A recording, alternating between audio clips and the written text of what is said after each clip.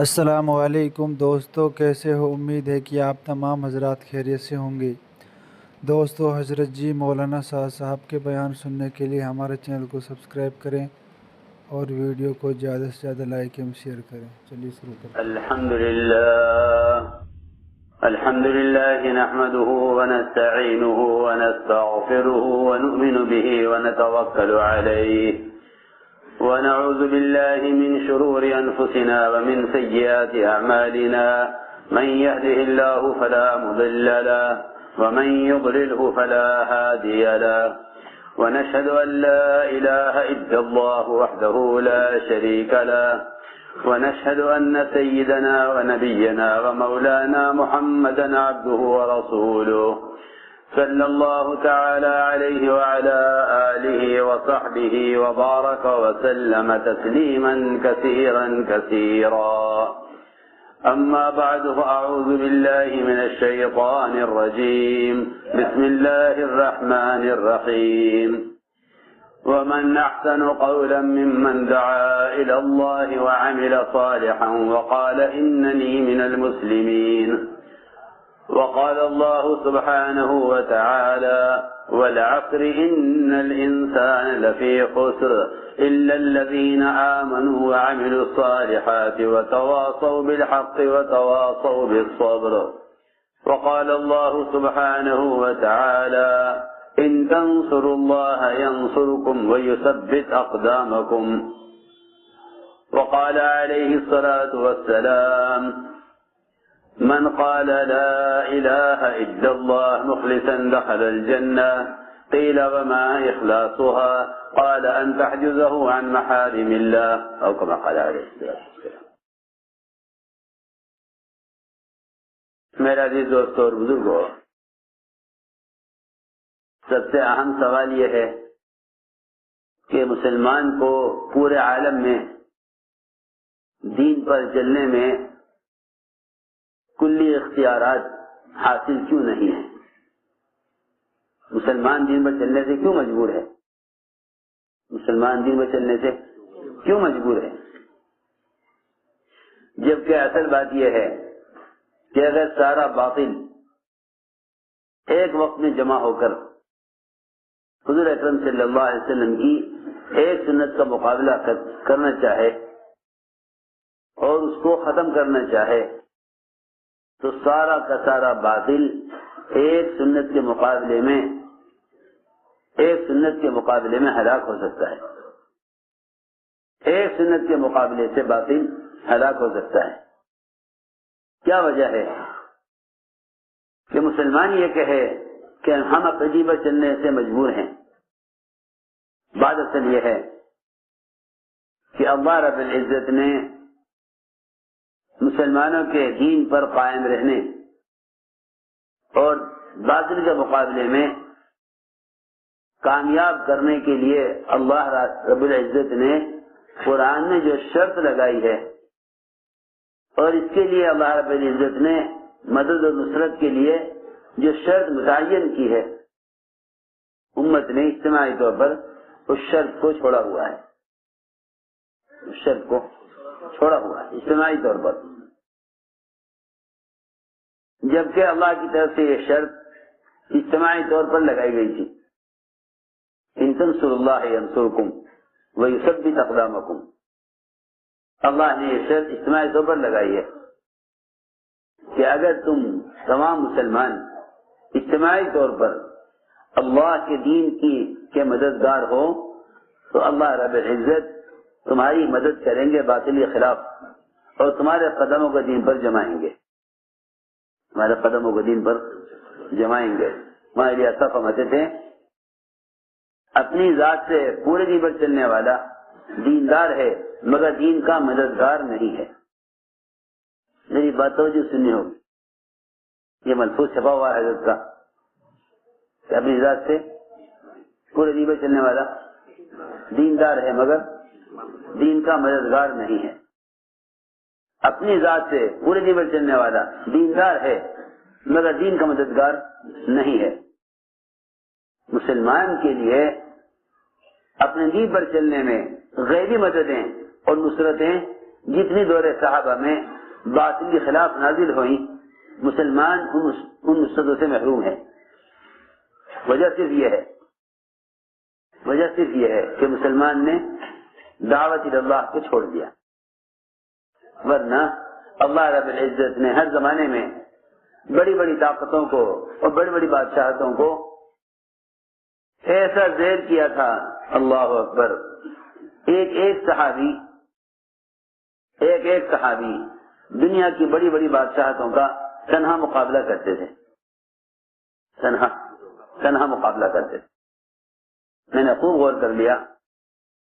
مجھے تو دور صحابہ میں دعوت اللہ کے سوا اور کوئی وجہ صحابہ کے اپنے دین پر جمنے کی نظر نہیں آئی. چاہے اس زمانے کے لوگوں کو یہ بات سمجھ آ رہے یا نہ آ رہے. کیوں؟ اس لیے کہ اس زمانے میں دین کی نشر و اشاعت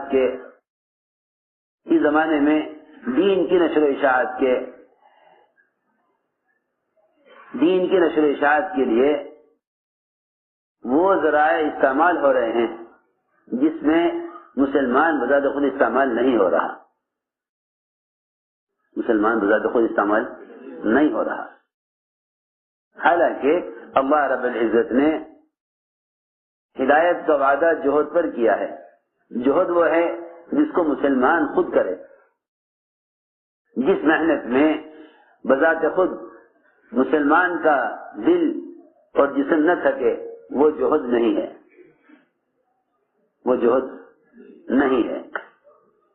جس کام میں مسلمان کا دل اور بدن نہ تھکے وہ جوہد نہیں ہے. جتنی بھی نبوت کی لائن کی اذیتیں ہیں وہ حضور اکرم صلی اللہ علیہ وسلم کے طریقہ دعوت میں ہیں. آپ کے طریقہ دعوت میں ہیں. جتنی بڑی بڑی نصرتیں اللہ نے آپ کی ہیں وہ آپ کے طرز دعوت پر کی ہیں. اس زمانے کا مسلمانوں کو سب سے بڑا دھوکہ یہ لگا. 2 دھوکے لگے. ایک دھوکہ تو یہ لگا کہ یہ کام سب کے کرنے کا نہیں ہے.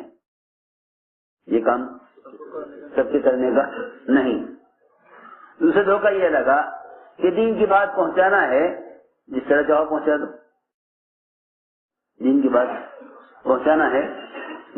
پہنچا دو. حالانکہ اللہ تعالیٰ کا ضابطہ اور انبیاء علیہ السلام کا طریقہ ہمیشہ یہ رہا کہ آپ دوسروں تک دین کی دعوت خود پہنچائیں. اتمام حجت کے لیے اور ذمہ داری کے ادا ہونے کے لیے اور اللہ کی مدد سے نازل ہونے کے لیے یہ شرط ہے کہ آپ دعوت خود جا کر دیں.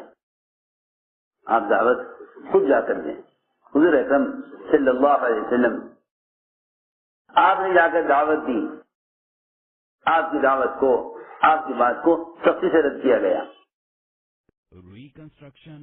کیونکہ اگر مسلمان اسباب اور ذرائع کو اور دنیا بھر کے نشر و اشاعت کے آلات اور مشینوں کو دین کی اشاعت کا ذریعہ سمجھ لے گا تو نبوت کا وہ کام جس میں نبوت کی لائن کی اذیتیں ہیں وہ امت سے ختم ہو جائے گا. وہ ہو گیا تھا. وہ تو مولانا الیاس صاحب رحمۃ اللہ علیہ کو اللہ رب العزت نے اس طرح متوجہ کیا کہ امت کی اجتماعی نصرت کے لیے جو سنت الہیہ ہے دعوت اللہ. میری بات توجہ سننا بہت. امت کی اجتماعی نصرت کے لیے جو سنت الہیہ ہے دعوت اللہ امت نے اس کو چھوڑا ہوا ہے.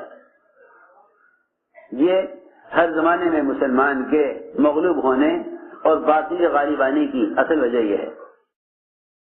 ورنہ امت دعوت اللہ کو بالکل بھلا چکی تھی. وہ سمجھتے تھے پیغام پہنچانا دعوت ہے. حالانکہ خود پیغام لے کر جانا دعوت ہے. میری بات کی طرف توجہ دینی پڑے گی بہت. مولانا الیاس صاحب کا ملفوظ ہے کہ جب باطل کے طریقوں کو دین کی اشاعت کے لیے استعمال کیا جائے گا تو اس سے باطل ترقی کرے گا، دین ترقی نہیں کرے گا. اس سے باطل ترقی کرے گا، دین ترقی نہیں کرے گا.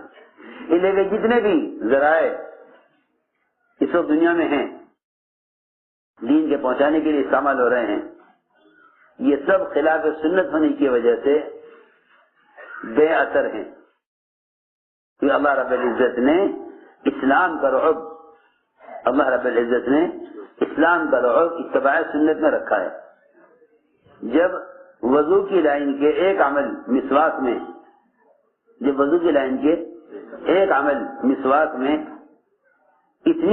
اتنا رعب ہے کہ دشمن صحابہ کے مسواک کرنے کی وجہ سے میدان چھوڑ کر بھاگا. جب وضو کی لائن کے ایک عمل میں مسواک میں اتنا رعب ہے کہ دشمن اس سے پیٹ پھیر کر بھاگا.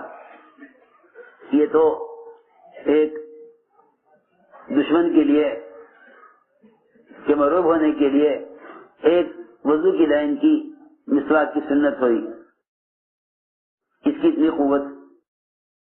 پھر حضور اکرم صلی اللہ علیہ وسلم کے انگلی کے اشارے سے چاند کے دو ٹکڑے ہوئے. یہ حضور اکرم صلی اللہ علیہ وسلم کا تکوینی عمل تھا. یہ آپ کا تکوینی عمل ہے کہ آپ کی انگلی کے اشارے سے چاند کے دو ٹکڑے ہو گئے. یہ آپ کا تکوینی عمل ہے. تو جو احکام شریعت آپ لے کر آئے ان احکام شریعت کی کیا قوت ہوگی جب آپ کے انگلی کے اشارے کی یہ قوت ہے. جو انگلی کا اشارہ عبادت نہیں ہے، یہ تکوینی عمل ہے، تشریعی عمل نہیں ہے. جو تکوینی عمل کی یہ قوت ہے، جب آپ کے تکوینی عمل کی یہ قوت ہے کہ آپ کی انگلی کے اشارے سے چاند کے دو ٹکڑے ہو گئے، تو پھر آپ صلی اللہ علیہ وسلم جو دین لے کر آئے، جو دین آپ کا تشریعی عمل ہے، تو اس کی قوت کیا ہوگی؟ جب تکوینی عمل کی قوت سے چاند کے ٹکڑے ہو سکتے ہیں تو تشریعی عمل کی قوت کیا ہوگی؟ میں جو عرض کرنا چاہتا ہوں وہ اصل بات یہ ہے کہ اللہ رب العزت نے نظام کائنات کا مسخر کرنا ہمیشہ دعوت کے ساتھ جوڑا ہے. اگر میں دعوت چھوڑ دے گی تو نظام کائنات کو ان سے کیا مسخر ہوگا؟ ان کے اپنے حکام بھی دین پر چلنے میں ان کے مقابلے میں کامیاب ہو جائیں گے. یہ اپنے دین پر چلنے میں حکام کا مقابلہ بھی نہیں کر سکیں گے. یہ کہیں گے مسلمان کہ جی کیا کریں، قانون ایسا ہے، اس قانون کی وجہ سے شریعت کا وہ ایک حکم چھوڑنا پڑے گا. ہم اقلیت میں ہیں یا اکثریت میں ہیں، لا حول ولا قوت الا باللہ. کیسے ممکن ہے کہ مسلمان اللہ کا حکم چھوڑ دے قانون کی وجہ سے؟ جب مسلمان دعوت اللہ چھوڑ دے گا تو جو قوانین اسلام کے خلاف پاس ہوں گے، مسلمان ان احکام پر عمل کرنے میں باطل کے مقابلے میں کامیاب نہیں ہو سکتا.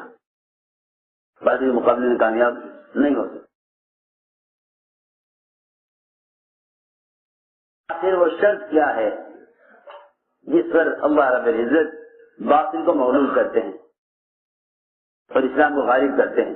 اللہ تعالی نے اس کے لیے دعوت کو شرط قرار دیا ہے.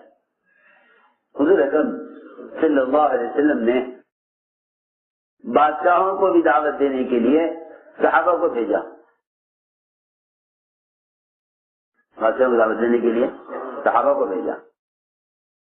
خط لکھے آپ نے، لیکن خطوط لکھے ہیں صرف بادشاہوں کو، عام لوگوں کا تو خطوط نہیں لکھے. خط لکھے بادشاہوں کو، لیکن یہ خط صحابہ لے کر گئے اور صحابہ نے اس پر بھی صحابہ تیار نہ ہوئے کہ بادشاہ کا آدمی بادشاہ تک خط پہنچا دے، بلکہ روایتوں میں ملتا ہے کہ صحابی نے انکار کر دیا کہ نہیں، ہم دعوت کسی کے ذریعے سے نہیں پہنچانا چاہتے، ہم دعوت خود پہنچائیں گے، دعوت۔ حالانکہ مدینہ منورہ سے خط لے کر چلے، مدینہ منورہ سے خط لے کر چلے آپ کا، وہاں جا کے یہ نہ کہہ دیا کہ لو بھائی میں یہاں تک نہیں لے آیا، یہاں سے تم پہنچا دو۔ بادشاہ کے آدمی نے کہا کہ آپ ملاقات نہیں کر سکتے بادشاہ سے، خط ہمیں دیجیے، ہم پہنچائیں گے۔ صحابی نے کہا نہیں، ہم خود دعوت دیں گے ان کو اور خط ہم پہنچائیں گے، خط ہم پہنچائیں گے، ہم خود دعوت دیں گے، خط ہم پہنچائیں گے۔ سوچو تو صحیح، اس زمانے میں لوگ ایک مسلمان دوسرے مسلمان کو دین کا پیغام آلات کے ذریعے سے پہنچا کر سمجھ رہا کہ میں بھی تبلیغ کا کام کر رہا ہوں۔ ایسے بے عقل ہیں، یوں چاہتے ہیں ایک چینل اسلام کا بھی ہو تاکہ اسلام پھیل جائے۔ اسلام یہود نصارہ کے طریقے سے مٹ تو سکتا ہے، پھیل نہیں سکتا۔ اسلام یہود نصارہ کے طریقے پر مٹ سکتا ہے، پھیل نہیں سکتا۔ یہ باطل خیال ہے، یہ باطل خیال ہے کہ اس طرح اسلام پھیل جائے گا۔ اس زمانے کے لوگوں کا خیال یہ ہے کہ عام لوگوں کی مزاج اور طبیعت اور وہ کس راستے سے اثر لیتے ہیں وہ راستے اختیار کیا جائے۔ اس کا مطلب یہ ہوا کہ اس زمانے میں سنتوں کا اثر ختم اور رواج کا اثر سنتوں پر غالب آ گیا۔ ہرگز نہیں۔ تو میں نے عرض کیا کہ صحابی سے راضی نہیں ہوئے کہ یہاں تک میں لے آیا پیغام، یہاں سے آپ پہنچا دیں۔ بادشاہ راجہ نے کہا آپ نہیں جا سکتے، آپ خط ہمیں دیجیے، ہم پہنچائیں گے۔ نہیں، میں اپنے ہاتھ سے خط دوں گا بادشاہ کے ہاتھ میں، اپنے ہاتھ سے خط دوں گا بادشاہ کے ہاتھ میں، خود لے کے جاؤں گا، خود خط لے کے جاؤں گا۔ روایت میں ہے کس طرح نے آپ کے خط کو پڑھا اور پھاڑ دیا، خط کو پڑھا پھاڑ دیا۔ آپ کو خبر کی گئی کہ آپ کا خط کسی نے پھاڑ دیا۔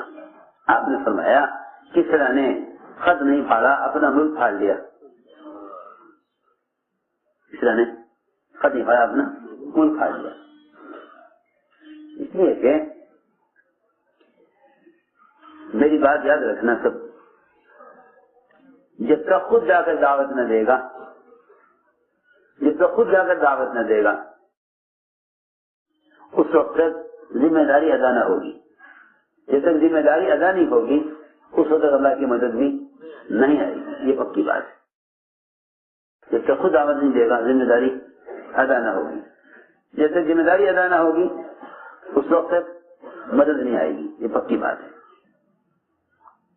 کیونکہ ایک جماعت ایسی قوم کو دعوت دینے چلی جن کی ہلاکت کا اللہ نے فیصلہ کر لیا تھا، تو لوگوں نے کہا کہ انہیں کیا فائدہ دعوت دینے سے، ان کو تو اللہ نے عذاب دینا، ہلاک کرنا طے کر لیا ہے، انہیں کیوں دعوت دے رہے ہو؟ انہوں نے کہا کہ دیکھو ہم جانتے ہیں یہ ہلاک ہونے والے ہیں، اللہ نے ان کو عذاب دینا طے کر لیا ہے، مگر ہم اس لیے جاتے ہیں دعوت دینے کے لیے تاکہ ہم اپنی ذمہ داری کو ادا کرنے والے مانے جائیں۔ یہ جواب دیا۔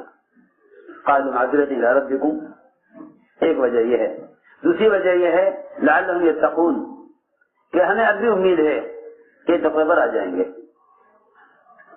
داعی امت کی ہدایت کے لیے پر امید ہوتا ہے، داعی امت کی ہدایت کے لیے پر امید ہوتا ہے، اور راہب امت کی ہدایت سے مایوس ہوتا ہے۔ میری بات توجہ سننی پڑے گی بہت۔ داعی امت کی ہدایت کے لیے پر امید ہوتا ہے اور راہب امت کی ہدایت سے مایوس ہوتا ہے۔ اس کی وجہ کیا ہے؟ اس کی وجہ یہ ہے کہ راہب خلوت پسند ہوتا ہے، راہب خلوت پسند ہوتا ہے، راہب خلوت پسند ہوتا ہے، راہب خلوت پسند ہوتا ہے۔ راہب اسے کہتے ہیں جو مخلوق سے کٹ کر مخلوق سے کٹ کر خالق کی عبادت کرے، اس کو راہب کہتے ہیں۔ اور میں کہ اسلام میں رہبانیت نہیں ہے، اسلام میں رہبانیت نہیں ہے۔ آپ نے 12 سنا ہوگا واقعہ کہ ایک آدمی نے 99 قتل کیے۔ کتنے؟ کیا خیال ہوا کوئی اللہ والا ہو جو مجھے راستہ دکھلا دے؟ بہت تلاش کیا تو ایک عبادت گزار، ایک راہب وہ ملا، اس سے جا کر کہا کہ کیا میری توبہ قبول ہو سکتی ہے؟ اس راہب نے اس کو اللہ کی رحمت سے مایوس کر دیا۔ اس نے کہا راہب نے کہ تم نے تو 99 قتل کیے ہیں، ایک قتل کرنا جہنم میں جانے کے لیے کافی ہے، تمہاری مغفرت تو ہوگی نہیں۔ ایسا ہی ہے نا؟ اس قاتل نے راہب کو بھی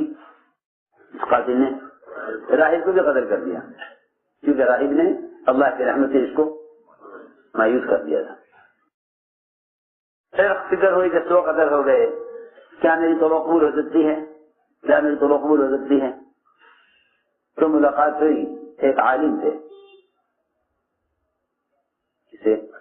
عالم سے۔ علماء کا کام یہ ہے کہ وہ صحیح رہبری کریں گے۔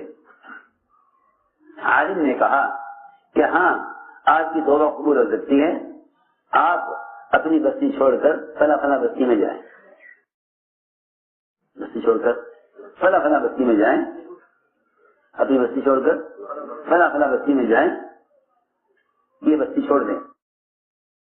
چنانچہ میں عرض کر رہا تھا کہ راہب نے مایوس کر دیا، کیونکہ راہب وہ ہوتے ہیں جو عام لوگوں کے ساتھ اختلاط نہیں کرتے۔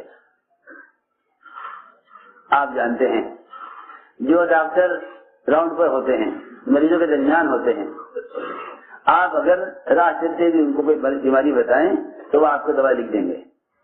جو ڈاکٹر ٹریننگ پر یا راؤنڈ پر یا کلینک پر نہیں بیٹھتے، میں ڈاکٹری پڑھی ہوئی ہو، وہ نہیں جانتے اس وقت کیا بیماریاں چل رہی، کس بیماری کے لیے اس وقت کون سی دوا زیادہ مفید اور مؤثر ثابت ہو رہی، کون سی دوا اس وقت لوگ استعمال کر رہے، جو صبح سے شام تک مریضوں کے درمیان رہ کر بیماریوں کو نہیں دیکھے گا اور ان کے لیے روزانہ صبح سے لے کے شام تک 100 مریضوں کے لیے دوا تجویز نہیں کرے گا، وہ نہیں بتا سکتا کہ اس وقت اس بیماری کے لیے کون سی دوا ہے۔ مثال دے رہا ہوں، جو ڈاکٹر جتنا مریضوں کے درمیان رہے گا، جتنا مریضوں کے درمیان اختلاط کرے گا، اس ڈاکٹر کو دوائیں اتنی ہی زیادہ یاد رہیں گی اور بر وقت دوا لکھ دے گا۔ میں مثال دے رہا ہوں۔ اور جو ڈاکٹر دماغ کے درمیان نہیں رہے گا، ڈاکٹری جو پڑھی ہے لیکن دماغ کے درمیان رہتا نہیں ہے، ایسے ڈاکٹر کو نہ امراض کی خبر نہ علاج کی خبر۔ اگر اس سے کوئی بیمار ملے گا، اپنی شکایت کرے گا تو وہ یہی کہہ دے گا کہ تم تو لا علاج ہو۔ تم میری بات سمجھ آ رہی؟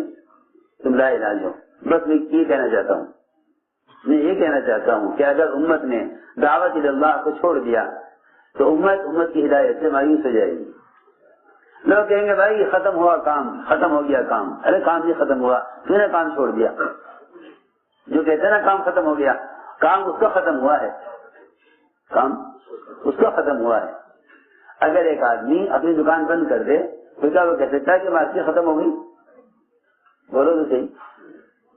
ایک آدمی اپنی دکان بند کر دے تو کیا وہ کہہ سکتا ہے کہ بازار ختم ہو گیا؟ کہ نہیں، بازار نہیں ختم ہو گیا، تو ختم ہوا، تیری دکان ختم ہوئی۔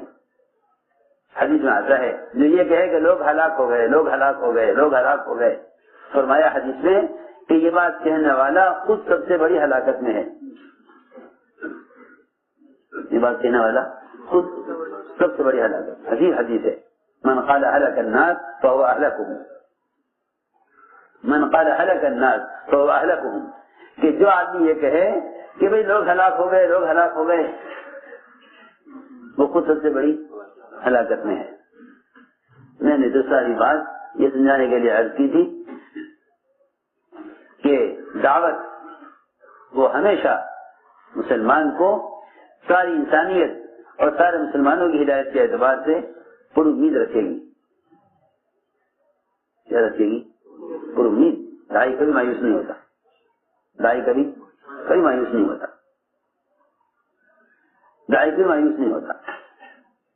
تو میں عرض کر رہا تھا کہ اللہ رب العزت نے نصرت کا اور دین پر استقامت کا جو ضابطہ متعین کیا ہے وہ دعوت ہے. وہ دعوت ہے. اور یہ ایسا فرمایا کرتے تھے رحمۃ اللہ علیہ کہ دعوت یہ تفسیر عالم کا نسخہ ہے. جتنا بھی نظام کائنات ہے، نظام کائنات میں دو چیزیں ہیں. میری بات توجہ سے سننا. نظام کائنات میں دو چیزیں ہیں. ایک نظام وہ ہے جو انسانوں کے ہاتھوں میں ہے، بادشاہت کا، وزارت کا، صدارت کا، فوج کا، ہتھیاروں کا، مادی تمام طاقتوں کا. ایک ہی نظام ہے جو انسانوں کے ہاتھوں میں ہے. ایک نظام وہ ہے جو انسان کے بس سے باہر ہے. انسان کے بس سے باہر ہے. ہواؤں کا، سیلابوں کا، دریاؤں کا، زلزلوں کے روکنے، یہ سب چیزیں انسان کے اختیار سے باہر ہیں. اگر سارا سائنس مل کر آندھی کو روکنا چاہے تو نہیں روک سکتا. اگر سارا سائنس مل کر سورج کو روکنا چاہے تو نہیں روک سکتا. سارا سائنس مل کر سورج کو روکنا چاہے نہیں روک سکتا. میں عرض کر رہا یہ دو قسم کا نظام ہے. ایک نظام انسانوں کے ہاتھوں میں نظر آتا ہے بظاہر، اور ایک نظام انسانوں کے ہاتھوں سے باہر ہے. اللہ رب العزت نے دعوت پر ان دونوں کو داعی کے لیے مسخر کرنے کا وعدہ کیا ہے. ہم داعی کے لیے ان دونوں کو مسخر کریں گے.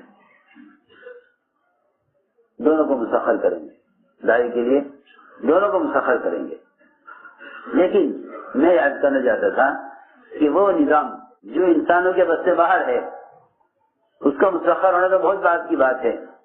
ابھی تو وہ چند کام جو بظاہر انسانوں کے ہاتھوں میں ہیں اس میں بھی مسلمان اپنے آپ کو مجبور اور مغلوب اور اپنے آپ کو بالکل بیچارہ سمجھ رہا. کہ ہم کیا کر سکتے ہیں؟ ہم کیا کر سکتے ہیں؟ عمر رضی اللہ تعالی نے ایسے خط لکھا دریائے نیل کو جیسے کسی اطاعت کرنے والے غلام کو لکھا جاتا ہے. کسی اطاعت کرنے والے غلام کو لکھا جاتا ہے. ایسے خط لکھا دریائے نیل کو. تیرا بہنا اپنی مرضی سے ہے تو بہ کے دکھلا.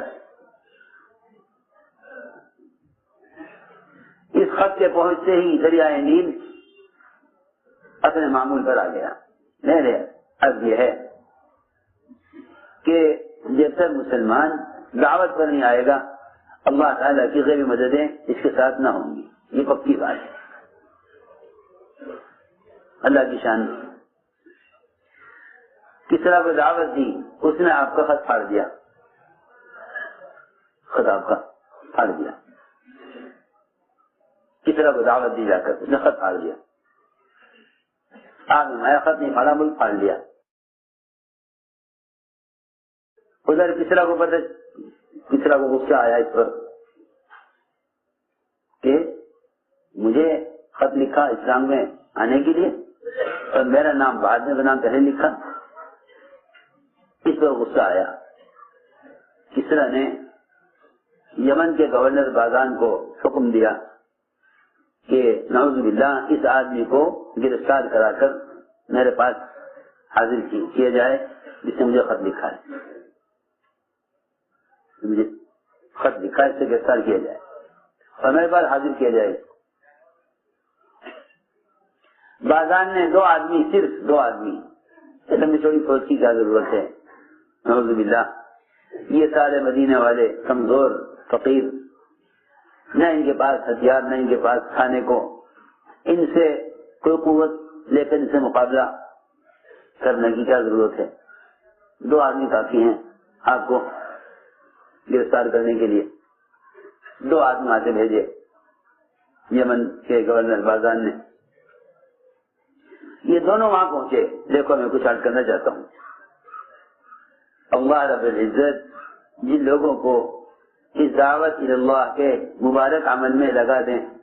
انہیں چاہیے کہ دعوت کے اجتماعی اعمال میں اپنے آپ کو اس یقین کے ساتھ مشغول رکھیں، اپنے آپ کو اعمال دعوت میں اس یقین کے ساتھ مشغول رکھیں کہ اللہ تبارک و تعالی ان اعمال کے ماحول میں آنے والوں کو ہدایت دیں گے۔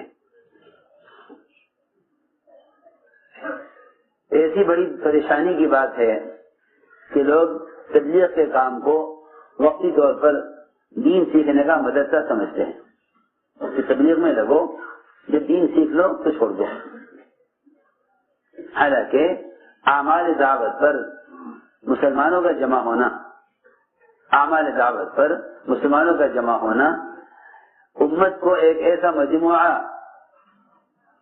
عمل کرنے والوں کا، امت کا ایک ایسا مجموعہ عمل کرنے والوں کا پیش کرنا ہے کہ جس مجموعے اور ماحول میں آ کر غیبی اسلام قبول کرنے۔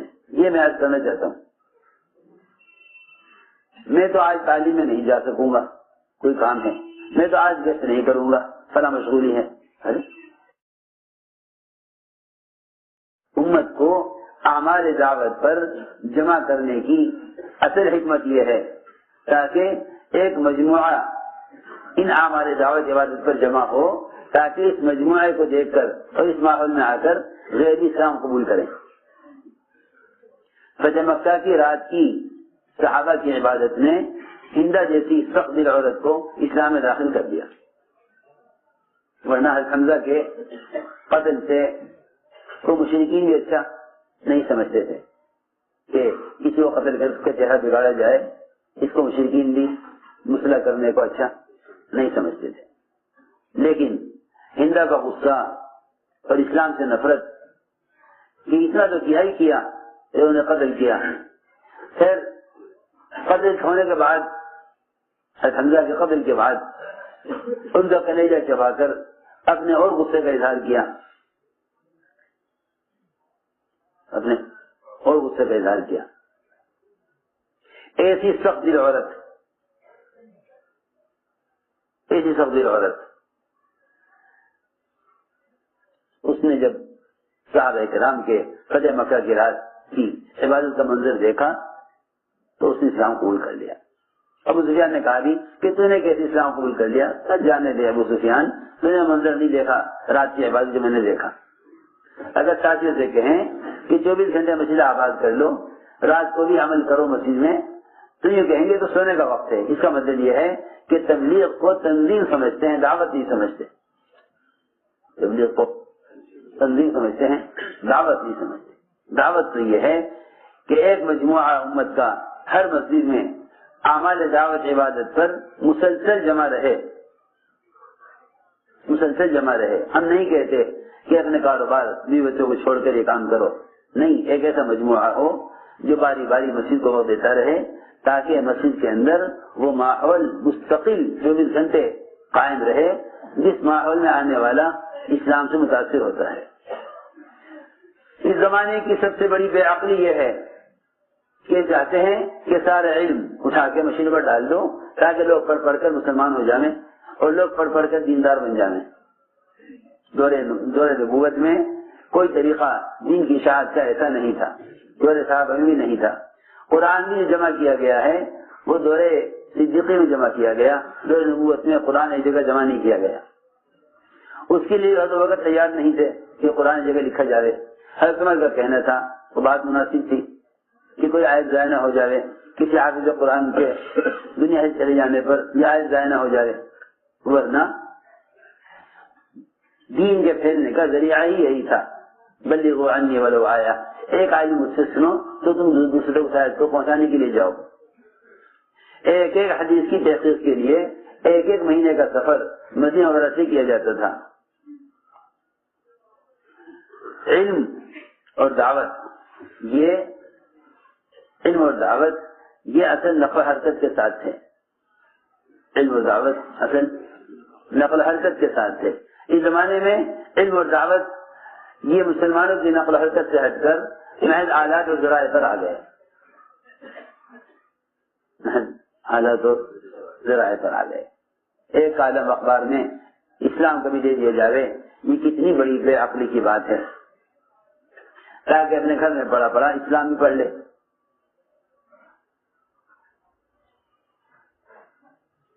میں اسے عرض کر رہا کہ اعمال دعوت جمع ہونا یہ نئے آنے والوں کی ہدایت کا اصل ذریعہ تھا۔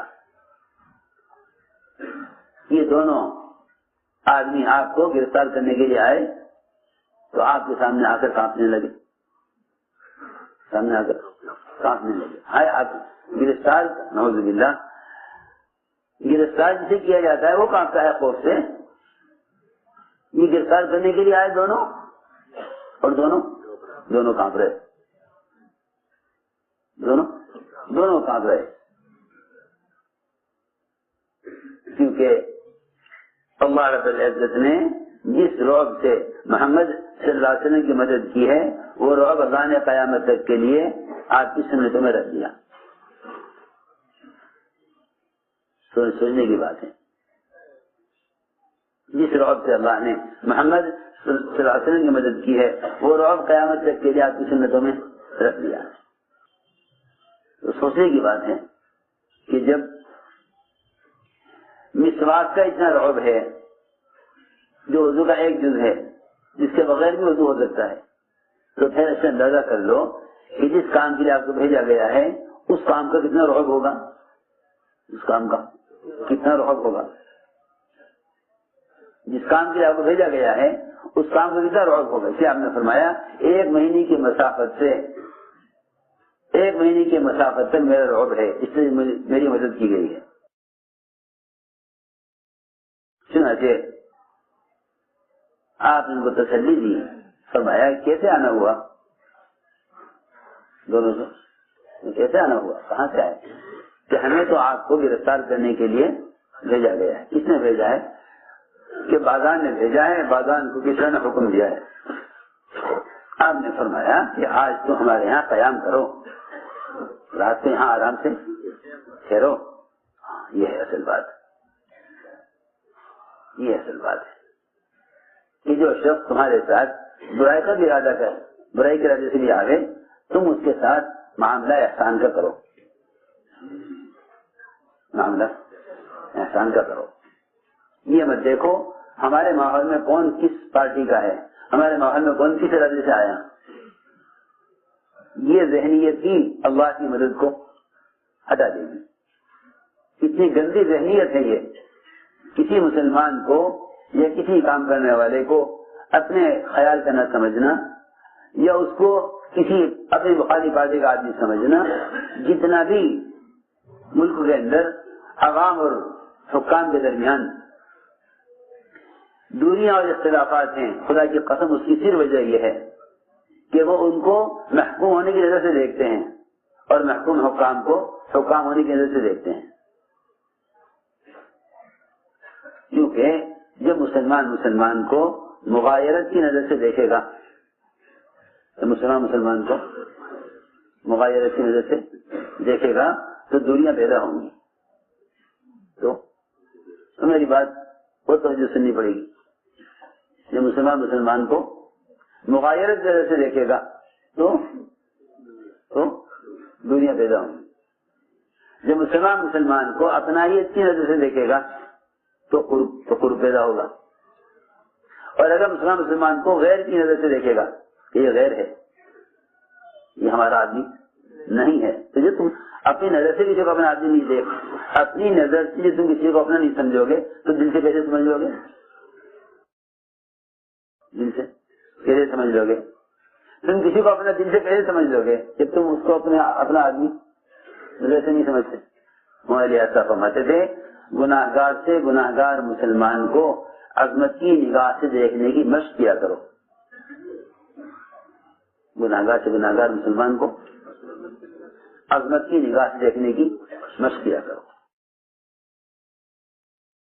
حضور اکرم صلی اللہ علیہ وسلم کے یہاں، آپ کے یہاں کا سب سے اہم کام یہ تھا کہ جو آدمی جس ارادے سے بھی آ رہا ہے اس کے ساتھ تم معاملہ کرو، وہ یہ سوچ کر مت کرو کہ اس نے ہمارے ساتھ کیا کیا ہے، ابو جہل کے بیٹے آئے اکرمہ، تو حضور اکرم صلی اللہ علیہ وسلم نے کود کر اچھل کر ان کا استقبال کیا. ان کے آنے سے پہلے ہی صحابہ سے کہہ دیا کہ دیکھو ابو جہل کے بیٹے آ رہے ہیں، تم نے اگر ذرہ برابر بھی کوئی بات ابو جہل کے ستانے کی بیٹے کے سامنے کی تو بیٹے کا دل برا ہوگا. وہ اسلام قبول کرنے کے لیے آ رہے ہیں، بالکل تمہارے چہرے سے بھی یہ ظاہر نہ ہو کہ اس کے باپ نے ہمارے ساتھ کیا کیا ہے.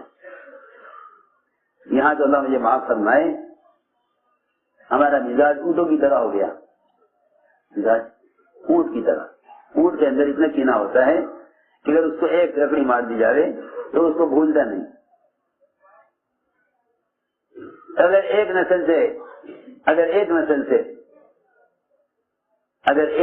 سے بدلہ نہیں لے سکا تو دوسری نسل سے بدلہ لے گا. یہ اسلام کا مزاج نہیں ہے. کیونکہ جو شخص اللہ سے اپنے لیے معافی کا طالب نہیں ہوگا وہ بندوں کو معاف نہیں کرے گا. بندوں کو معاف نہیں کرے گا. کون؟ جو اللہ سے اپنے لیے معافی کا طالب نہیں ہوگا بندوں کو معاف نہیں کرے گا. یہ ہے قرآن نے یوں کہا فاعفوا واصفحوا الا تحبون ان یغفر اللہ لکم. آپ نے یہ نہ کیا کہ یہ ہمیں گرفتار کرنے کے لیے آئے ہیں، ان کو گرفتار کر لو، ان کو گرفتار کرو کیونکہ ہمیں گرفتار کرنے کے لیے آئے، پکڑ لو ان کو. فرمایا ان سے ہاں آئے ہو آج یہاں قیام کرو، ہم تمہیں سو بتائیں گے کیا کرنا ہے. ہم تمہیں سو بتائیں گے کیا کرنا ہے. رات کو آپ نے ان دونوں کو اپنے یہاں قیام کرایا. صبح حکم فرمایا آپ نے کہ بھائی جاؤ، وہ کہاں ہیں دونوں مہمان؟ ہاں وہاں تو مہمان تھے نا، وہاں تو سب مہمان. کوئی کسی بھی راجے سے آگے ہمارا مہمان.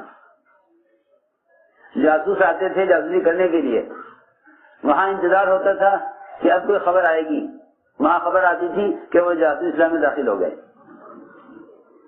صحابہ پھرتے رہتے تھے، گشت کرتے رہتے تھے. جس کو بھی دیکھتے مشرکین کو پکڑ لائے. جاسوسی کرنے کے لیے آئے تھے، دونوں کو پکڑ لائے، لے کے آئے ماحول میں. قرآن سنا انہوں نے، اسلام قبول کر لیا.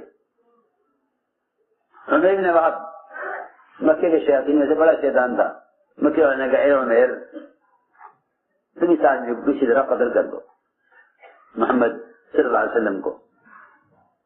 اس نے کہا میں کام کر دوں گا، اگر مجھے قتل کر دیا گیا میرے بچوں کو کیا ہوگا؟ تمہارے بچوں کو ہم پالیں گے، تمہارے بچوں کو ہم پالیں گے اور تمہارا سارا قرضہ ہم ادا کرائیں گے. جب تک تمہارے بچے اگر پہ کھڑے نہ ہو جائیں ہمارے ذمہ تمہارے بچوں کی پرورش ہے، تم اس کی پرواہ نہ کرو. عمیر نے کہا تو کام میں کروں گا. غلام سے کہا تلوار تیز کر. اس نے تلوار کو بہت تیز دھار لگائی اور یہ تلوار گلے میں لٹکا کر چلے مکہ مکرمہ سے. مکے والے سے کہا بس میرے وہاں پہنچتے ہی تمہارے پاس خبر آ جائے گی کہ میں نے محمد صلی اللہ علیہ وسلم کو قتل کر دیا. فوراً خبر آ جائے گی. مکے والے سب انتظار میں بیٹھے ہوئے کان لگائے کہ اب خبر آئے اب خبر آئے. یہ گئے، وہاں پہنچے، مجلس لگی ہوئی تھی. آپ تشریف فرما دیتے نا، ان کو موقع اچھا ملا یہ سب جا کے حملہ کر لوں. عمر نے دیکھ لیا. عمر رضی اللہ عنہ نے صحابہ سے کہا کہ دیکھو مجھے اس کی آنکھوں سے ایسا اندازہ ہو رہا ہے کہ اس کا ارادہ ٹھیک نہیں ہے. ایسا نہ ہو کہ قریب جا کر بیٹھے، تم لوگ پہلے جا کر بیٹھ جاؤ، آگے پہلے جا کے بیٹھ جاؤ، یہ قریب نہ بیٹھے. چنانچہ روایت میں ہے صحابہ آپ کے قریب آ کر بیٹھ گئے. قریب کی جگہ سب مجلس بھر دی کہ عمر کو آگے جگہ نہ ملے آنے کی. عمر رضی اللہ تعالیٰ نے ان کو خطرہ ہوا کہ کہیں حملہ نہ کر دے آپ پر. حضرت عمر نے اس کی تلوار گریبان کے ساتھ پکڑ لیا اس کو. آپ نے دیکھا عمر اس عمر کو تم نے کیوں پکڑا ہوا ہے گریبان؟ چھوڑو اس کو. اور میں صاحب پیچھے ہٹو پیچھے ہٹو، جگہ کرو اس کو، یہاں بلاؤ، یہاں بلاؤ، یہاں آگے لاؤ. گڑے میں تلوار لٹکی ہوئی، آپ نے پاس لا کے بٹھایا. کیسے آنا ہوا عمیر؟ کہنے لگے میں تو اپنے بھائی کو لینے آیا تھا. نہیں سچی بتاؤ کیوں آئے تھے؟ کہ میں تو بتا رہا بھائی کو لینے آیا تھا. تلوار کیوں لے کر آئے؟ بھائی کو لینے آئے تھے. تلوار نے تو بڑا نقصان کیا ہے، بڑی دنیا پیدا کر دی ہیں، اس سے کوئی فائدہ نہیں ہوا. فرمایا عمیر سچی بتلاؤ تم مکہ مکرمہ سے کیا ارادہ کر کے چلے تھے؟ بات یہ ہے داعی پر اللہ رب العزت مدعو کا حال بھی کھول دیتے ہیں. یہ بات بھی ہے. دیکھو تو صحیح، جب ایک ڈاکٹر پر مریض سے رات لینے سے مریض کا حال کھل سکتا ہے تو جتنا ہم اسرائیل دعوت کے ذریعے عام اتنے اختلاط کریں گے اللہ تعالیٰ یہ بات کھول دیں گے کہ اس آدمی کے ساتھ ہمیں کیا معاملہ کرنا چاہیے، اس کے ساتھ ہمیں کیا معاملہ کرنا چاہیے. اور یہی ہوا کہ آپ نے ہمیں میرے باپ کو آگے بٹھایا تو جیسے آپ نے یہ فرمایا کہ بتاؤ تم مکے سے کیا طے کر کے چلے تھے، بس اتنا سنتے ہی ہمیں میرے ابن وہاب نے کلمہ پڑھا اسلام. میں عرض کر رہا تھا کہ ایک ایسا مجموعہ، ایک ایسا ماحول ہر محلے میں ہر مسجد میں قائم ہو کہ جس ماحول میں آ کر جو برے ارادے سے آ رہے ہیں وہ بھی اچھے ارادے سے آنے والے تو اور ترقی کریں گے، جو برے ارادے سے آئیں گے وہ بھی بدل جائیں گے. آپ نے ان دونوں کو رات کو قیام کرایا، گرفتار کرنے کے لیے آئے تھے. صبح انہیں حاضر کیا گیا. آپ نے فرمایا کہ تمہیں کس نے حکم دیا تھا میری گرفتاری کا؟ ان دونوں نے کہا کہ جو بڑا بادشاہ ہے کسرا اس نے حکم دیا تھا بازان کو، بازان نے ہمیں بھیجا ہے دونوں کو. آپ نے فرمایا کہ رات میرے آقا اللہ نے تمہارے آقا کسرا کو قتل کر دیا، جس کے لیے تم مجھے گرفتار کرنے کے لیے آئے ہو وہ تو رات قتل ہو گیا. یہ کیسے؟ فوراً بازان کو خبر کی کہ یہ تو گرفتار کرنے کے لیے آئے تھے ہم انہیں، یہ تو یوں کہہ رہے ہیں، یہ تو یوں کہہ رہے ہیں. وہاں سے بازان نے فوراً کسی کے پاس آدمی بھیجا. اس نے کہا کہ ہاں جس وقت محمد صلی اللہ علیہ وسلم نے یہ بات فرمائی اسی وقت پرویز کے بیٹے شہروے نے اپنے باپ کسرا کو قتل کیا ہے. اللہ کی شان. آپ نے دعا دی تھی انہوں نے دعوت کو رد کیا ہے، اللہ ان کے ملک کو پوری طرح پھاڑ دے. ایسا ملک پھٹا، ایسا پھٹا کہ کسرا کے پورے خاندان میں کوئی مرد نہیں تھا جس کو کسی کی جگہ بادشاہ بنایا جاتا، جس کو کسی کی جگہ ایک کوئی مرد نہیں تھا، ایک بھی مرد نہیں تھا جس کو کسی کی جگہ بادشاہ بنایا جاتا، ایک بھی مرد نہیں تھا. ایسا ختم ہوا پورا خاندان. پہلے شیروے نے باپ کو قتل کیا، باپ کو اندازہ ہو گیا کہ مجھے قتل کرنا چاہتا ہے.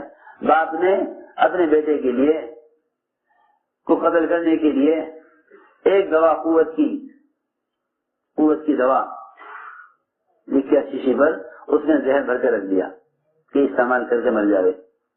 دونوں جس کو قتل کرنا چاہتے تھے. قلوب اللہ کے ہاتھ میں ہے، قلوب اللہ کے ہاتھ میں ہے. تم دعوت کی ذمہ داری کو ادا کرو، اللہ رب العزت تمہارے دشمن کے لیے خود کافی ہو جائیں گے. میں تو شروع سے کہہ رہا کہ دعوت کے بغیر نصرت نہیں ہے، دعوت کے بغیر نصرت نہیں، کیونکہ آپ کے طریقے دعوت کے بغیر ذمہ داری کا ادا ہونا نہیں ہے. یہ بات تو سب کے ذہن میں رہے. ہم گشت کو ہلکا سمجھتے ہیں، ملاقاتوں کو ہلکا سمجھتے ہیں، یہ سبھی والوں کا پروگرام ہے میں بھی اسے شرکت کر لوں. حالانکہ یہ دعوت ہے، اللہ کا ضابطہ ہے جو اللہ تعالیٰ کی غیبی نصرتوں کو ساتھ کرے گا. لوگ اس کام کو اللہ کا ضابطہ سمجھ کر نہیں کرتے بلکہ یہ زمانے کی تحریک سمجھ کر کرتے ہیں، زمانے کی تنظیم سمجھ کر اس کام کو کرتے ہیں. دعوت کو اللہ کے امر کی وجہ سے نہیں کرتے، جیسے عبادت اللہ کے امر کی وجہ سے ہے، اس طرح دعوت بھی اللہ کے امر کی وجہ سے ہے، دعوت بھی اللہ کے امر کی وجہ سے، جیسے عبادت اللہ کے امر کی وجہ سے ہے۔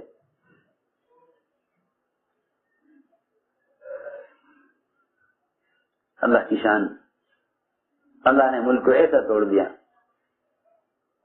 کہ پہلے باپ کو قتل کیا، پھر سارے بھائیوں کو قتل کیا شیروے نے،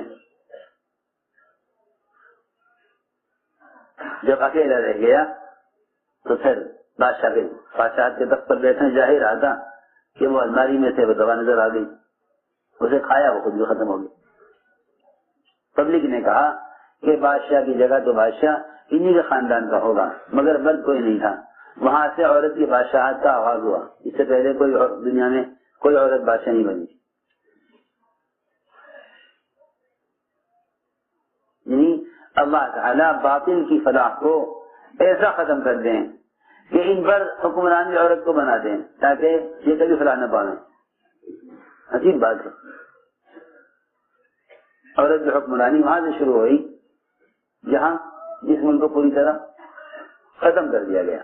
عجیب بات ہے، اللہ نے اس ملک کو پورا ختم کر دیا تو پھر اس ملک پر بادشاہت عورت نے کی، یہ عجیب بات ہے، ملتا ہے روایتوں میں۔ اس لیے میں نے عرض کیا کہ بھئی اللہ رب العزت نے اپنے دین پر استقامت اور دین پر آنے والی رکاوٹوں پر غیبی مدد، اس کو اللہ نے دعوت کے ساتھ جوڑا ہے۔ عبداللہ بن حذافہ رضی اللہ تعالیٰ عنہ یہ روم میں کام کر رہے تھے اپنی جماعت کے ساتھ، نصرانی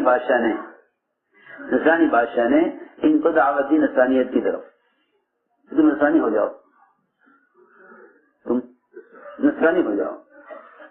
عبداللہ بن حذافہ نے فرمایا کہ میں اپنا دین نہیں بدلوں گا۔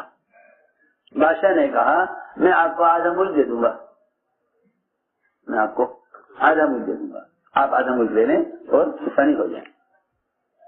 فرمایا کہ نہیں، میں تو دین نہیں بدلوں گا۔ آدھا ملک، یہاں تو اگر جھوٹ بلوانے کے لیے آدھی دکان اگر جھوٹ بول کے ملتی ہے تو لے لے گا، وہاں سارا ملک سامنے ہے، نہیں میں دین نہیں بدلوں گا، میں دین نہیں بدلوں گا۔ بادشاہ نے کہا کہ اگر نہیں مانتے ہو تو پھر میں تمہیں قتل کروں گا۔ فرمایا ہاں قتل کرو، قتل کرنا ہے کرو، میں دین نہیں بدلوں گا۔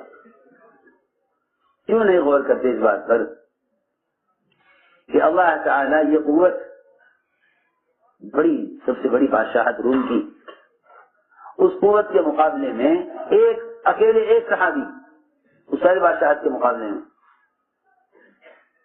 نہ لالچ سے تیار دین چھوڑنے کو اور نہ قتل کی دھمکی سے دین نہیں چھوڑوں گا۔ کیا وجہ ہے آخر اس زمانے میں یہ قوت مسلمان کیوں کھو بیٹھا؟ یہ جو قوت نہیں ہے، نہیں سنو میری بات، قوت جو ہوتی ہے وہ تو اللہ کی مدد سے ہوتی ہے، قوت اللہ کی مدد سے ہوتی ہے، قوت اللہ کی مدد سے ہوتی ہے، ٹھیک ہے؟ لا حول ولا قوت الا باللہ کا مطلب ہی یہی ہے، لا حول ولا قوت الا باللہ کا مطلب ہی یہی ہے کہ جتنی بھی قوتیں ہیں وہ اللہ کی مدد سے ہیں۔ کسی ناگوار چیز سے بچنا یا کسی خیر کا حاصل کرنا اللہ کی مدد کے بغیر نہیں ہے۔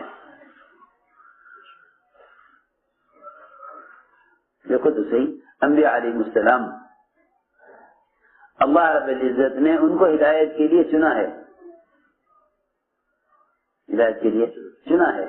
لیکن انبیاء علیہ السلام اپنی اور اپنی قوم کی ہدایت سے محتاج ہیں، مختار نہیں ہیں۔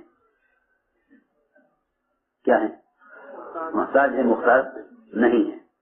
جس کام کے لیے بھیجے گئے ہیں اس سے مختار نہیں ہیں کہ ہمیں اختیار سے ہدایت دے دیں۔ ابو طالب کی ہدایت چاہتے تھے، وہ ہلاکت کی طرف گئے۔ وحشی کی ہلاکت چاہتے تھے، وہ ہدایت پہ آ گئے۔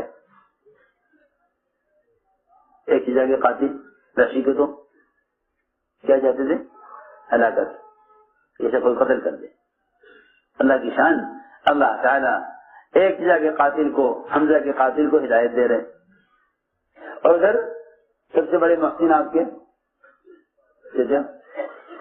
ابو طالب، ان کی ہدایت کی تمنا، کوشش بھی کر رہے، خوشامد بھی کر رہے، دعا بھی کر رہے،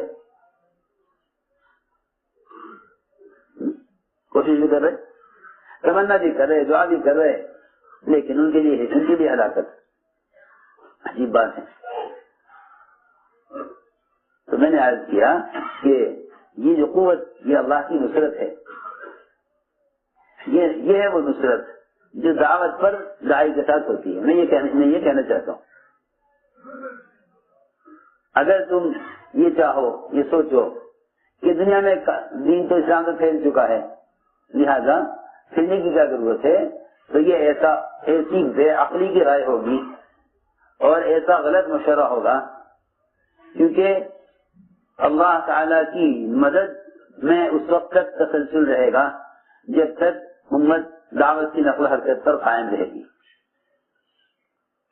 کیونکہ اللہ نے فرما دیا ان تنصروا اللہ ینصرکم، ہماری مدد اس وقت تک ہے جب تک تم ہمارے دین کے مددگار ہو۔ سیدھی بات ہے، کہیں اسلام پہنچا کر بیٹھ جانا اللہ کی مدد کو روک دینا ہے، کہیں اسلام پہنچا کر بیٹھ جانا اللہ کی مدد کو روک دینا ہے۔ چنانچہ عبداللہ بن حذافہ اڑے رہے تھے نا، یہ نہیں ہو سکتا، تو جگہ مقدر دونوں ذکر کرو، دو مسلمان جلائے گئے ان کے سامنے، یہ دیکھ رہے تھے، دو مسلمانوں کو جلایا گیا زندہ، یہ دیکھ رہے تھے۔ پھر کہا کہ اب بھی دین بدل دو ورنہ تمہیں جلائیں گے، کہ جلاؤ۔ بادشاہ نے کہا ان کو بھی ڈالو جیل میں، ڈالے جانے لگا تو یہ روئے، بادشاہ سمجھا کہ شاید اب گھبرا گئے، پھر کہا نسانی ہو جاؤ، کہ نہیں، میرے رونے کی وجہ یہ نہیں ہے، میں تو اللہ تعالی کے سامنے شرم میں رو رہا ہوں کہ ایک جان پیش کرتے ہوئے شرم آتی ہے اللہ کو، میرے پاس میرے بالوں کے بقدر جانے ہوتی، ایک ایک کر کے اس دیگ میں ڈالتا، تاکہ اللہ دیکھ لیتے کہ مجھے اللہ کے دین کے لیے جان دینے کا کتنا شوق ہے۔ کہاں اب یہ بات، اب یہ بات کہاں؟ میرے دوستوں عزیزوں، میری ساری بات کا خلاصہ یہ ہے کہ مسلمانوں کو اپنی دین پر استقامت کیوں نہیں، یہ کیوں کہتے ہیں کہ فلاں قانون ہے، ہم کیا کریں، ہم مجبور ہیں، کہ نہیں، مجبور ہو نہیں سکتے، مجبور ہو ہی نہیں سکتے، اس لیے کہ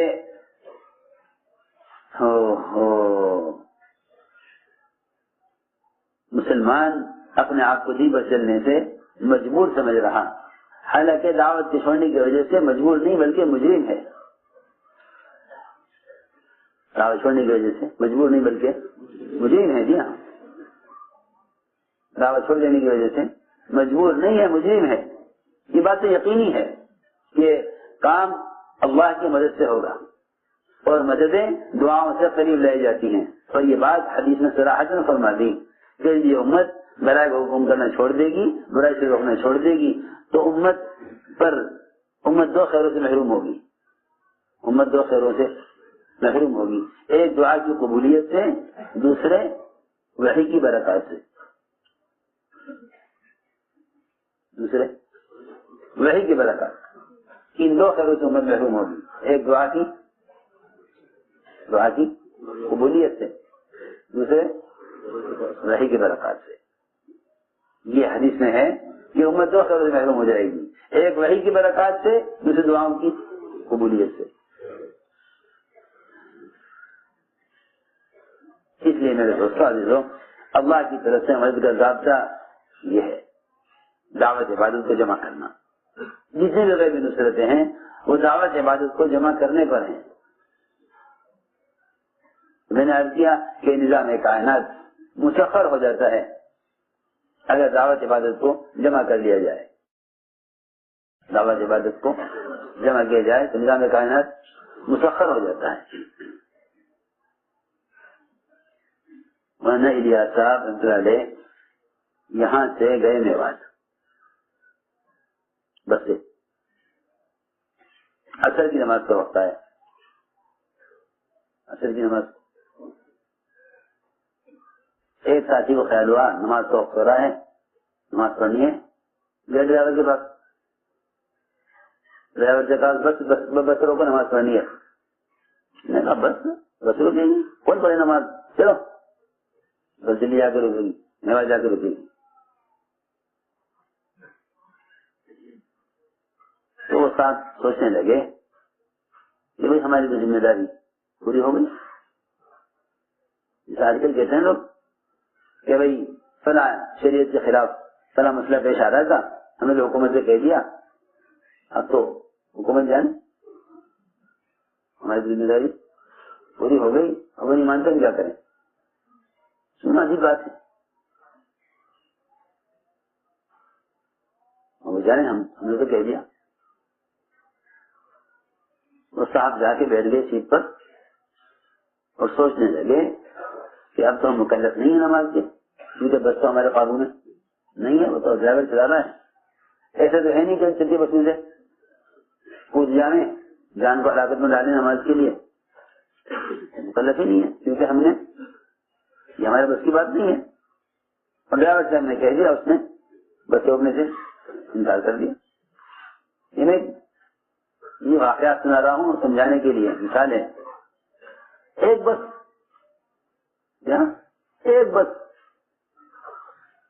ایک بس کی ڈرائیور کا جو سیلنگ ہے وہ چلا رہا ہے، ہم کیا کر سکتے ہیں. ہم نے تو کہہ دیا اس کو نماز کے لیے، اس نے انکار کر دیا، بس بات ختم ہو گئی. ہماری ذمہ داری پوری ہو گئی. وہ بس روکے گا تو ہم نماز سے مکلف ہیں، بس نہ روکے تو ہم نماز سے مکلف نہیں ہیں. یہ ذہن ہے. جا کے بیٹھ گئے چیز پر. تھوڑی دیر گزری تھی، ہمارے اثر نے فرمایا بھائی اثر کہاں پڑھنی ہے. کہنے کہ جی وہ تو ڈرائیور سے بات کی تھی میں نے جا کے، اس نے منع کر دیا.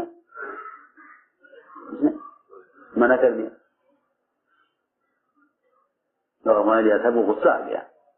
سر نے فرمایا کہ تم یہ بتلاؤ کہ اس بس کو رکوانے کے لیے نماز کے واسطے کیا تم نے بس میں جتنے بھی مسلمان تھے ان سب کو نماز کی دعوت دینی تھی؟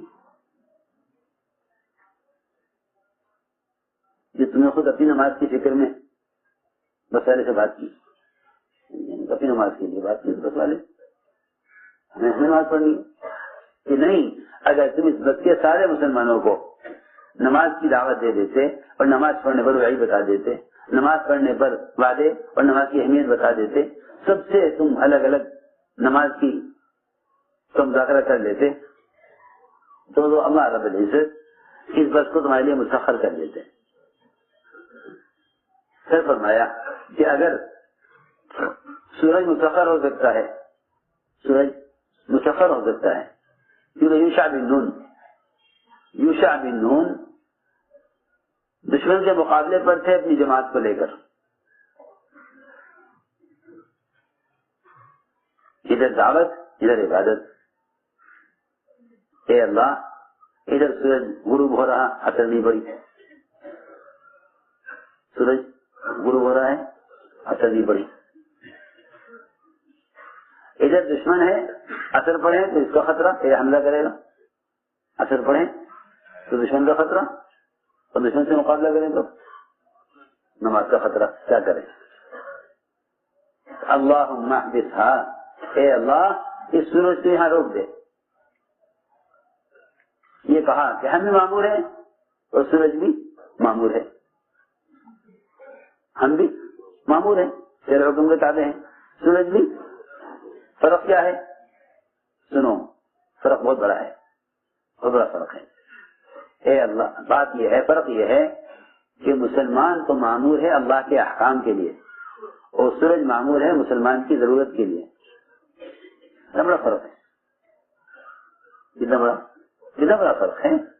وہ تو موسیٰ فرماتے تھے کہ مسلمان مخدوم ہے، کائنات خادم ہے. مسلمان ساری کائنات خادم ہے مسلمان کی. تم تو کائنات کی بات کر رہے ہو, فرشتے بھی مسلمانوں کے غلام ہیں. فرشتے بھی, ہاں ہاں, فرشتے بھی مسلمانوں کے غلام ہیں. جی ہاں, جب ایک مسلمان اللہ تعالیٰ سے براہ راست اپنی حاجت کو کہتا ہے تو فرشتے آسمانوں پر اللہ تعالیٰ سے کہتے ہیں تیرا فلاں بندہ مدد کے لیے پکار رہا ہے, مجھے اس کی مدد کے لیے بھیج. یہ ہے نا, پلیز دیکھتے روایتوں میں کیوں نہیں غور کرتے؟ اے اللہ تیرا فلاں بندہ مجھے مدد کے لیے پکار رہا تو مجھے اس کی مدد کے لیے بھیج دے. قلی کے واقعے میں تو آپ نے بارہ سنا ہوگا کہ پوچھا اس نے بھائی تو کون؟ کہ میں سات آسمان کا فرشتہ ہوں اور تیری اس دعا نے آسمان کے دروازوں کو کھٹکھٹایا, تیری نماز نے اللہ نے مجھے بھیجا ہے. میں غلام ہوں, میں غلام ہوں ہر اس شخص کا جو اللہ کو بے چین ہو کے پکارے. کیوں نہیں غور کرتے؟ تو بات یہ ہے کہ یوشع بن نون نے کہا ہم بھی معمور ہیں, یہ بھی معمور ہے. سورج بھی تیرے حکم کے پابند ہے, ہم بھی تیرے حکم کے پابند ہیں. فرق یہ ہے کہ ہم تیرے لیے ہیں اور سورج ہمارے لیے ہے. پھر کیا مطلب سورج کے آگے بڑھنے کا؟ اللہم احبسھا, اے اللہ اس میں ہی روک دے. سورج چل گیا, انتظار سورج کرتا رہا جب تک دشمن سے مقابلہ کر کے فتح ہو کے فارغ نہیں ہو گئے, اس وقت تک سورج اپنی جگہ ٹھہرا رہا. پھر اثر پڑی, اثر کی نماز جب پڑھ چکے پھر سورج نے ہلنا شروع کیا. پھر سورج نے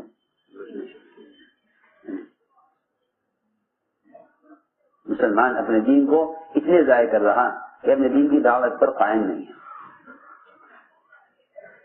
ہوائی جہاز میں نماز کا وقت ہو گیا, تمہیں نماز پڑھنے کہ دیکھو تم نماز پڑھو گے تو یہ جو جہاز کا عملہ ہے یہ ان کا یہ منع کرے گا, یہ منع کرے گا. تم پہلے ایسا کرو, جتنے بھی ساتھی ہیں سب اپنے برابر والے مسلمان کو نماز کی دعوت دیں. اس کے بعد تم نماز پڑھنا. تو اگر کوئی روکے گا تو تمہاری نماز سے اس لیے محروم ہوگا کہ تم نماز کی دعوت دے چکے ہو.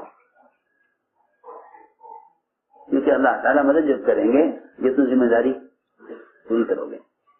اگر میری نماز میری عبادت میری دوسری کا مطلب بس, تو پھر اللہ تعالیٰ تمہارے عمل پر مدد نہ کریں گے. یہ پکی بات ہے. ہوا یہ کہ جب دعوت دی تو وہ ہر ایک کھڑا ہو گیا نماز کے لیے, ہر ایک نماز کے لیے تیار. تو بازار والے کہنے لگے کہ اچھا ہم تو سمجھے تھے کہ بھائی ایک آدھ آدمی ہوگا تو اس کو روک دیں گے, یہ تو سبھی پڑھنے جا رہے تو ہم کیا کریں. ہاں, ایک کے پاس آیا کہ جی نماز جہاز میں نہیں پڑھنی. تو اس نے کہا کہ آئندہ ہمیں آپ کو جہاز سے سفر بھی نہیں کرنا. نہیں ایسا نہ کرے, ایسا نہ کرے, آپ ضرور سفر کریں ہماری جگہ. ہاں, اس کے تو پیسے, اس کے تو پیسے کا مسئلہ. میں تم سے یہ عرض کرنا چاہتا ہوں, یہ تو میں چھوٹی چھوٹی مثالیں دے رہا, ورنہ خدا کی قسم سارا عالم ساری کائنات مل کر ایک سنت کا مقابلہ نہیں کر سکتی اگر مسلمان دعوت پر آ جائے. جتنا مسلمان غیروں کے ہاتھوں میں تابع ہو کر دین کو کھو رہا, اس کی سب سے بنیادی وجہ دعوت سے چھوڑ دینا ہے. ان تنصروا اللہ ینصرکم ویثبت اقدامکم. تم اس کے دین کے داعی بنو, ناصر بنو, وہ تمہاری ہر قدم پر نصرت کرے گا اور تمہارے قدموں کو دین پر جما لے گا. صحابی کی جیل ہو گئی کیونکہ ساری جو قطعی مشکلات دعوت سے پیش آتی ہیں. ساری مشکلیں اس پر دعوت پر, عبادت پر کچھ نہیں ہے. عبادت کرو, کفار مشرکین کچھ نہ کہیں گے. اور بکر صدیق رضی اللہ تعالیٰ قرآن زور سے پڑھتے تھے. مشرکین نے کہا کہ تمہارا جیسا آدمی جو یتیموں کی, بیواؤں کی, مسکینوں کی خبر گیری کرتا ہو اور بیواؤں کے کام آتا ہو, ایسا سخی اور سچا آدمی نہ مکے سے نکل سکتا ہے نہ نکالا جا سکتا ہے۔ لیکن آپ کو اگر ہم مکے سے نکالیں گے تو صرف ایک بات پر نکالیں گے کہ آپ قرآن زور سے پڑھیں، تو آپ کو نکال دیں گے۔ کیوں؟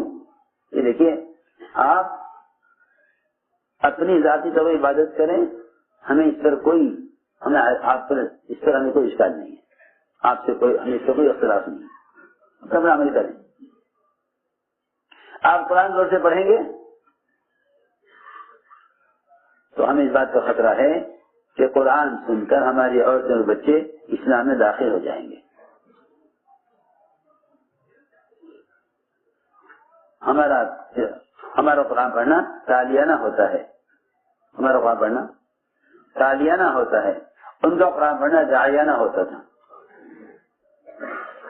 ہمارا قرآن پڑھنا تالیانہ ہوتا ہے، یعنی تلاوت کے طور پر۔ ہم قرآن پڑھتے ہیں تلاوت کے طور پر، وہ قرآن پڑھتے تھے دعوت کے طور پر۔ سنو فرق دیکھو، ہم قرآن پڑھتے ہیں تلاوت کے طور پر، اور نہیں تو پھر بازاروں میں لگا دیں گے مشینیں جس سے قرآن کی تلاوت کی بازاروں میں آواز ہو۔ نہیں، قرآن کو کسی آلے سے سننا، قرآن کو کسی آلے سے سننا خلاف سنت ہونے کی وجہ سے بے اثر ہے۔ میری بات بہت توجہ چاہتی ہے، قرآن کو کسی مشین سے سننا خلاف سنت ہونے کی وجہ سے بالکل بے اثر ہے۔ تمہاری باتیں سمجھ میں آنے کی نہیں، میں جانتا ہوں، اچھے اچھے کو سمجھ نہیں آنے کی، کیونکہ سنت سے دوری ہے، رواج سے تعلق نہیں آنے کی سمجھ۔ اچھے پڑھے لکھے ذی علم وہ بھی اس بات کو نہ سمجھیں گے، کیونکہ سنت سے دوری اور رواج سے تعلق، سنت سے دوری، بجائے بات کو سمجھنے کے پہنچ جانے کا مسئلہ پوچھنے کے لیے کہ جی یوں کہا ہے انہوں نے، ٹھیک ہے تو کہتے نہیں غلط کہا ہے، ایسا نہیں ہے، کوئی غلط نہیں، کیونکہ سنتوں سے محبتیں ختم ہوگی، سنت سے محبتیں ختم ہوگی۔ جی آپ پوچھنے جاؤ گے وہ الٹا ہی جواب دے گا، کیونکہ اس کا دل زمانے کے رواجی طریقوں سے متاثر ہے، سنتوں سے متاثر نہیں ہے۔ اگر سنت سے متاثر ہوگا تو کہے گا کہ ہاں یہ بات ٹھیک ہے، سنت کے طریقے میں تلاوت کرو، اور اگر رواج سے متاثر ہے تو کہے گا کیا حرج ہے، یہ زمانے کا طریقہ ہے، زمانے کا طریقہ ہوتا۔ ہائے ہائے، جب دلوں سے سنتوں کا شوق نکل جاوے اور باقی کے طریقوں سے محبت ہو جاوے تو پھر ایسی چیزوں پر لوگ اشکال کرتے ہیں۔ میں خوب جانتا ہوں یہ جو لوگ اشکال کرتے ہیں نا، ان کے اشکال کرنے کی وجہ سنتوں سے مناسبت کا ختم ہو جانا ہے۔ مسئلہ جائز ناجائز کا نہیں ہے، مسئلہ اس کا ہے کہ سنت کیا ہے، سنت کیا ہے۔ یہ تم جواب کی جائز ہونے کی گنجائش شکلیں نکالو تو بہت نکل جائیں گی۔ سوال اس بات کا ہے، ابوبکر صدیق رضی اللہ عنہ خود فرماتے ہیں کہ اس امت کے بعد والے تربیت پا نہیں سکتے، سدھر نہیں سکتے جب تک امت وہ نہ کرے جو امت کے پہلو نے کیا ہے۔ تو میں نے عرض کیا کہ قرآن کا سننا ان آیات و ذرائع سے نہ سننے والے کے لیے کہتے ہیں کیا سننے والے کے لیے مؤثر نہیں ہے، کیونکہ خلاف سنت ہے۔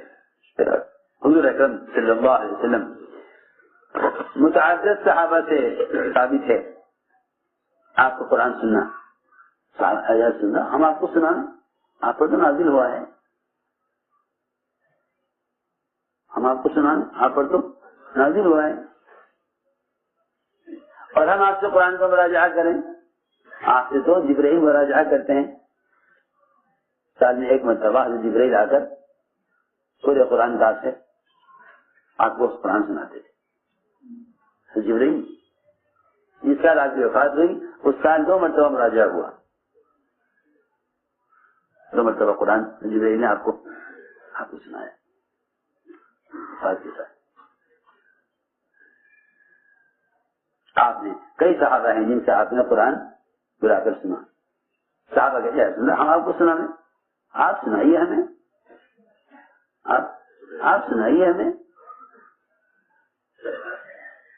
میں سوچتا ہوں لگے یہ یہود و نصارہ کی مشینوں پہ قرآن سنتے ہیں، کیسے دل چاہتا ہے، کیسے دل چاہتا ہے جس میں سارا گند اسی میں قرآن، کیسے طبیعت گوارا، کیسے دل گوارا کر دیتا ہے، کیسے دل گوارا کر دیتا ہے۔ قرآن کو نازل کرتے پہاڑ پر تو یہ ریزہ ریزہ ہو جاتا قرآن کی ہیبت سے۔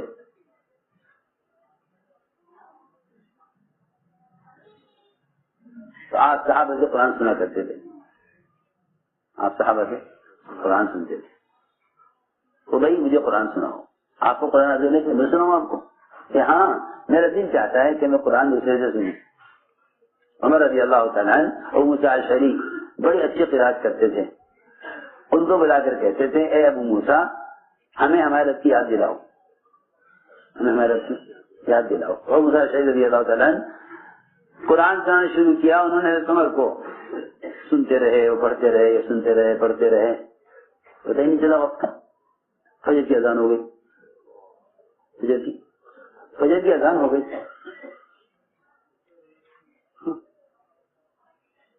ہلایا اذان ہو رہی فجر کی، اور تمہیں قرآن سننے میں ایسے بس اللہ اکبر۔ یہاں باتیں غیبتوں میں راتیں گزر جاتی ہیں، پتہ نہیں چلتا وقت کا، وہاں رات کو قرآن سننے بیٹھے وہ فجر کی اذان ہو گئی۔ مومنین تہجد رہ گئی، اذان ہو رہی فجر کی، قرآن سننے میں حضرت فرمایا اول اسناف تہجد، کیا ہم تہجد میں نہیں تھے؟ کیا ہم تہجد میں نہیں تھے؟ ہم قرآن سن رہے تھے، یہ بھی تو عبادت ہے، یہ بھی تو عبادت ہے، صبح ہو گئی سنتے سنتے۔ اسے کہہ رہا کہ ایک دوسرے سے سننا یہ مؤثر ہوگا، اس لیے کہ قرآن کو اس کے آداب کے ساتھ سننا یہ اثر کرے گا۔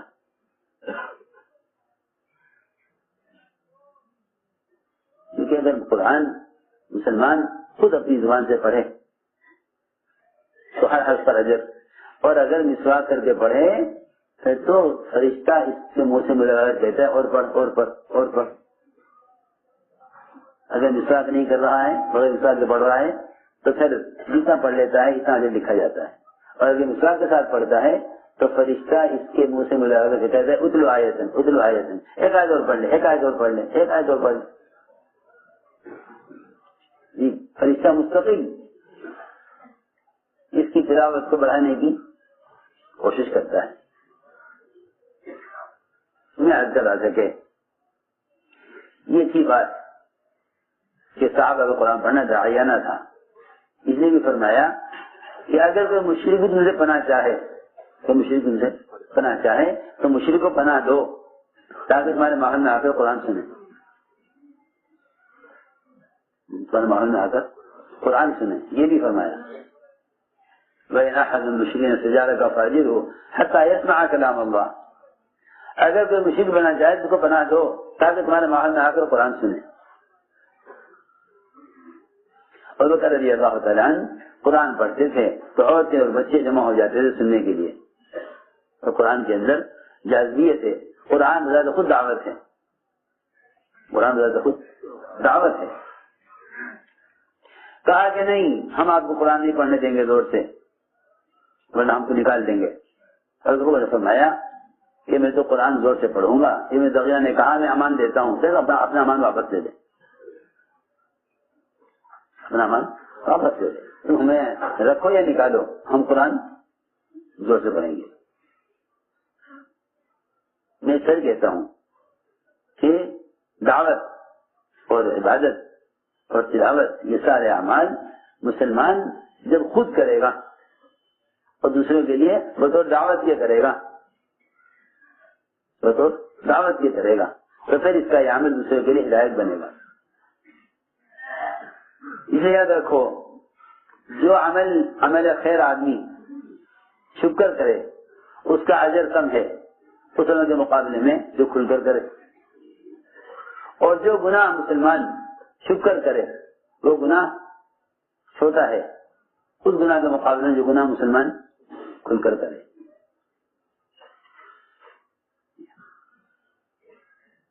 حسنات مخفیہ کا اجر کم ہے، جو نیکی آپ چھپ کر کریں اس کا اجر کم ہے، جو نیکی کھل کر کریں اس کا اجر زیادہ ہے۔ لیکن شیطان کا یہ بھی دھوکہ ہے، شیطان یہ بھی دھوکہ دیتا ہے کہ تم چھپ کر عمل کرو ورنہ لوگ تمہیں ریاکار کہیں گے، تاکہ اس کا عمل اس کی ذات تک محدود رہے، اس کے عمل سے دوسرے آدمی عمل کی طرف نہ آ سکے۔ یہ شیطان کا دھوکہ ہے کہ تم عبادت چھپ کر کرو ورنہ لوگ کیا کہیں گے؟ ریاکار۔ حالانکہ لوگوں کو دکھانے کے لیے عمل کرنا ریا نہیں ہے، لوگوں کو دکھانے کے لیے عمل کرنا، ہاں لوگوں کو دکھانے کے لیے عمل کرنا، لوگوں کو دکھانے کے لیے عمل کرنا ریا نہیں ہے، لوگوں کو خوش کرنے کے لیے عمل کرنا ریا ہے۔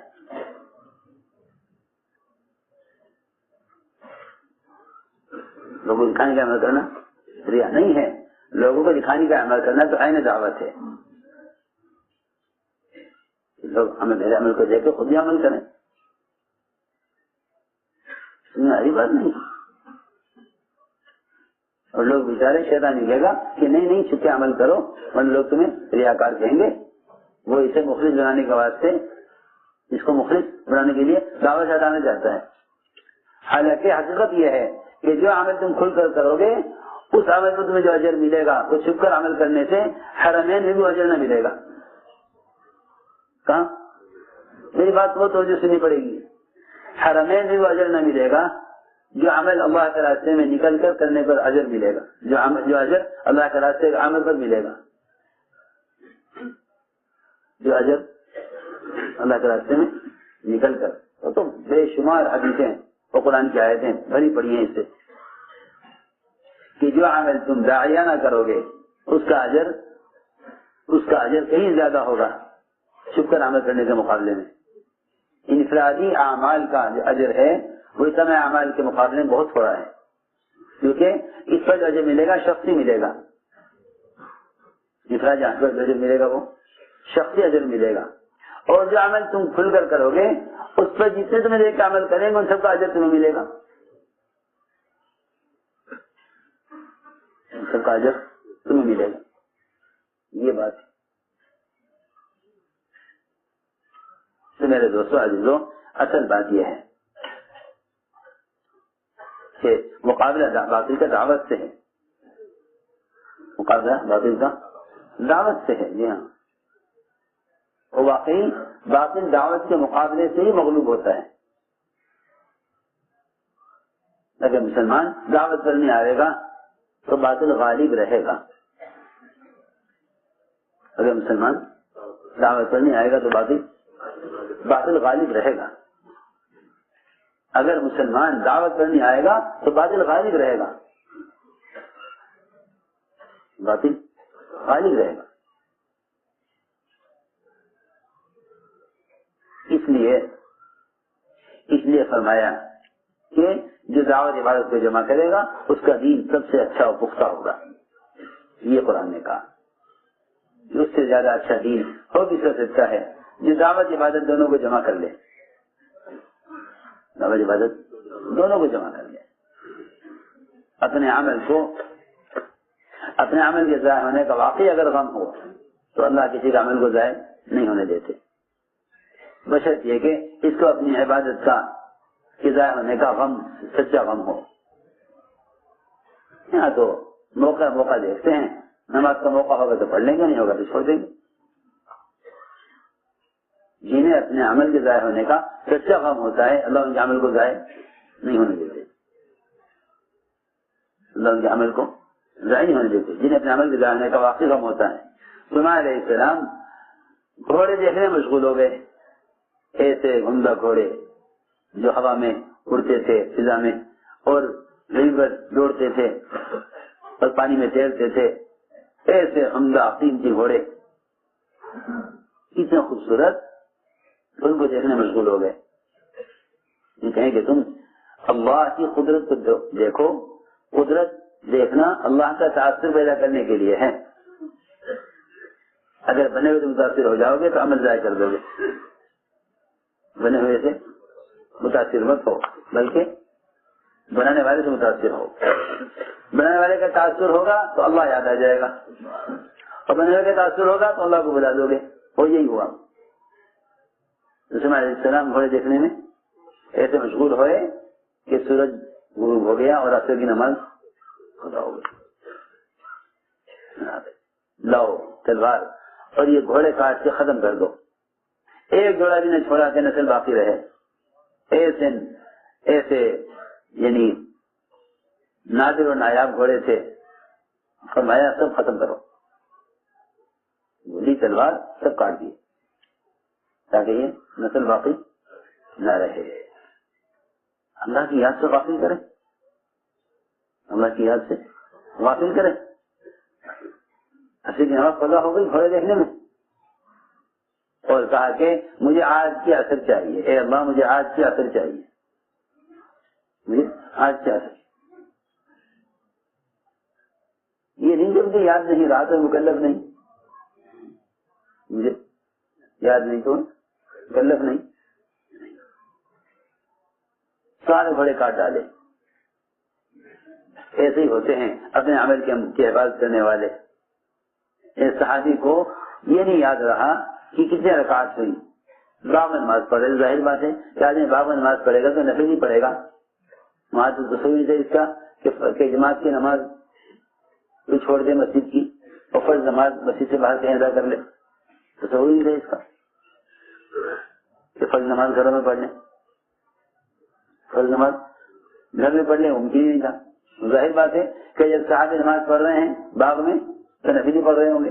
فرض کو کیا مطلب؟ اس ایک نفل کی نماز میں باغ کے گھنا ہونے کو دیکھ کر اور چڑیا کو راستہ نہ ملنے پر اگر ایک نفل نماز میں شبہ ہو گیا تو اس نفل نماز میں شبہ ہونے کی وجہ سے پورے باغ کو صدقہ کر دیا. جی ہاں، جو نوافل کی حفاظت کے لیے باغ کو چھوڑ دیں وہ فرائض بھی اہتمام کرتے ہوں گے. جو کس کے لیے؟ نوافل کے لیے باغ کو چھوڑ دیں. اس نے نفل خراب کی ہے. یہاں تو کتنے فرائض، کتنی نمازیں ایسی ہیں جو اسباب کی وجہ سے ضائع ہو جاتی ہیں. اسباب کی وجہ سے ضائع ہو جاتی. وہاں تو میں نے عرض کیا کہ اللہ ایسا ہے کہ جیسے لوگوں کے عمل کو ضائع نہیں کرتے. اللہ نے سورج واپس نکالا، انہوں نے عصر کی نماز ادا کی. صحابی جیل میں مشرکین کی، وہاں غسل کی حاجت پیش آ گئی. وہاں غسل کی حاجت، اللہ کیا کروں نماز یہ تو نہیں کہ مکلف نہیں. اللہ نہیں کیا کروں، مجھے غسل بھی کرنا ہے. یہ الگ جگہ پانی چاہیے غسل کے لیے، جگہ پانی نہیں ملے گا. پانی صرف پینے کا ملے گا، پانی صرف پینے کے لیے ملے گا.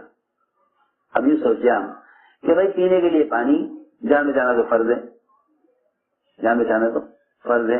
نماز سے کیا ہوگا کہ نماز چھوڑو جان بچاؤ، نماز چھوڑو جان بچاؤ.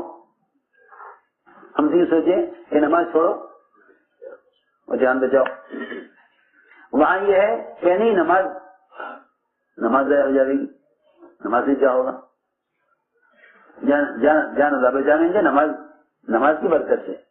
مطلب تو یہ ہے، فکر تو یہ ہونا چاہیے کہ اللہ جان بچائیں گے نماز کی برکت سے.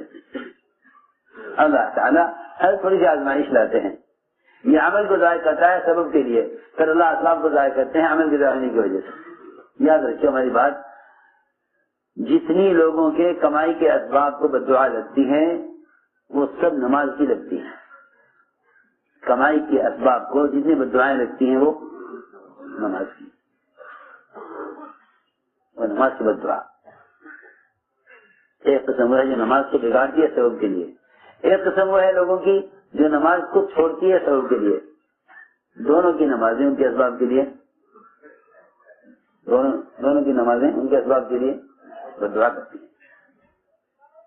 یہاں بیچارہ یہ کہتا ہے دادا جی کسی نے کچھ کرایا ہوا ہے, کچھ شہر ہے, اس میں زیادہ اس عامل کے پاس اس عامل کے پاس دھکے کھاتے پھرتے رہتے ہیں, یہاں تک کہ مایوس ہو جاتے ہیں کہ ہمارا تو کاروبار چلے گا نہیں.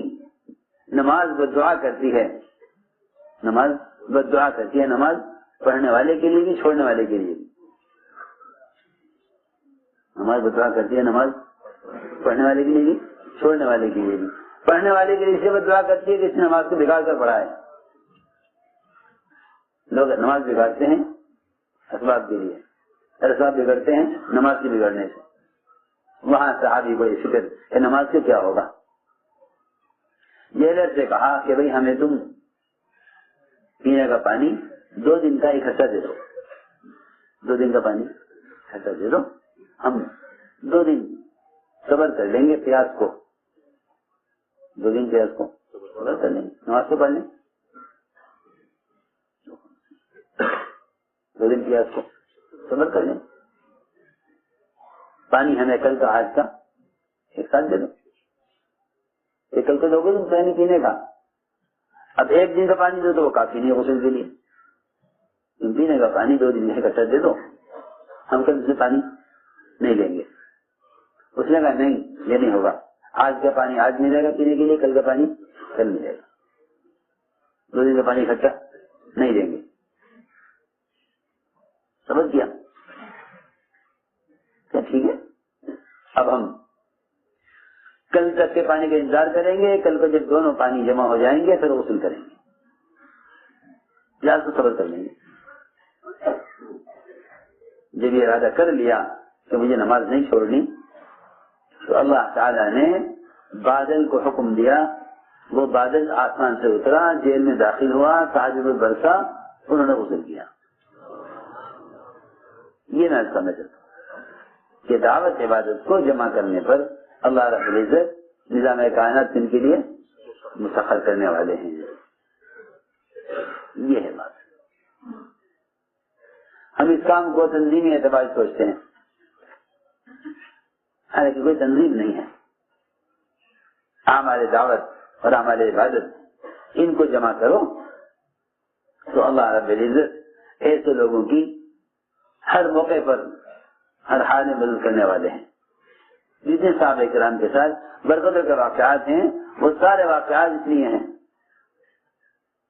اور جتنے ان کو دین پر استقامت ہے وہ ماحول سے, حالات سے, کسی بھی باطل کے نقشے سے متاثر نہیں ہوتے تھے. وجہ اس کی یہ ہے کیونکہ قرآن نے یہ کہا ہے, سنو غور سے, قرآن یہ کہتا ہے کہ جو اللہ تعالیٰ کے دین کے پیغام کو دوسروں کو خود پہنچائیں گے,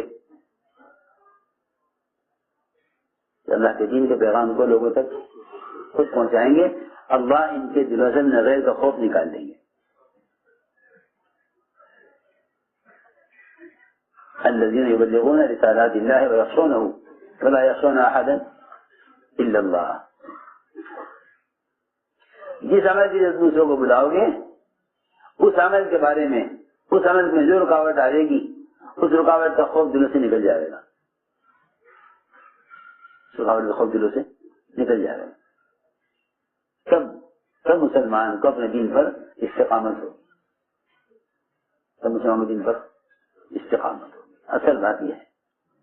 اس لیے دوستوں عزم کرو کہ انشاءاللہ ہمیں کام کو اس یقین کے ساتھ کرنا ہے. اصل سنت نقل و حرکت ہے, اصل سنت نقل و حرکت ہے. یہ ذہن میں رہے سب کے, اصل سنت نقل و حرکت ہے.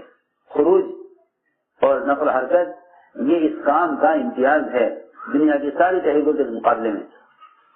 دنیا میں جتنی بھی تنظیمیں ہیں ان ساری تنظیموں میں اور دعوت میں جو فرق ہے وہ نقل حرکت اور خروج کا ہے.